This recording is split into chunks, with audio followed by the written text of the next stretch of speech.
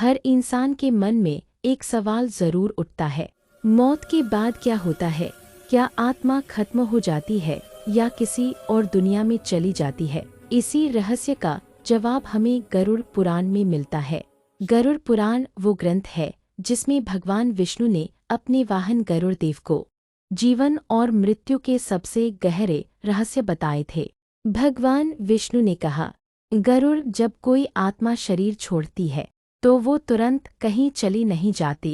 वो 13 दिन तक अपने घर, अपने प्रियजनों के आसपास रहती है, देखती है कि सब कैसे रो रहे हैं, कैसे याद कर रहे हैं, पर वो कुछ कह नहीं सकती।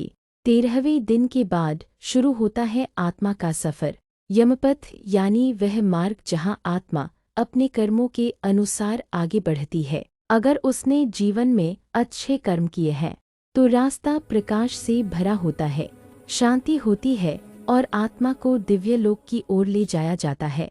लेकिन अगर कर्म बुरे हों तो वही रास्ता अंधकार से भर जाता है। आत्मा को भ्रम, पीड़ा और पछतावे का अनुभव होता है। वो कहता है, ये जीवन अस्थायी है पर कर्म अमर है। जो इंसान अपने जीवन में सत्य, दया और धर्म का पालन करता है उसे मौत का भय नहीं सताता, क्योंकि उसकी आत्मा पहले ही मुक्त हो चुकी होती है। इसलिए गरुड़ पुराण सुनना सिर्फ मृत्यु के बाद नहीं, जीवन में भी जरूरी है, क्योंकि ये हमें याद दिलाता है कि हर सांस, हर काम, हर विचार हमारे अगले सफर की दिशा तय करता है।